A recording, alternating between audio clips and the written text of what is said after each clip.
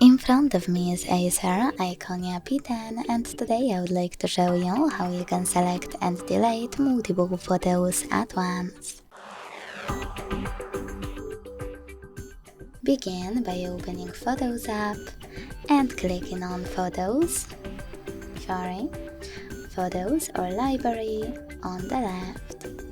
Wherever you decided, when you're ready, hold one of your pictures you wish to get rid of, and to select multiple, use those type of dots at the top left corners. Now tap on all of your photos you wish to keep, and get rid of the rest by clicking on bin icon at the top of Library section or at the bottom of Photos 1. Then choose Got It and move to Trash.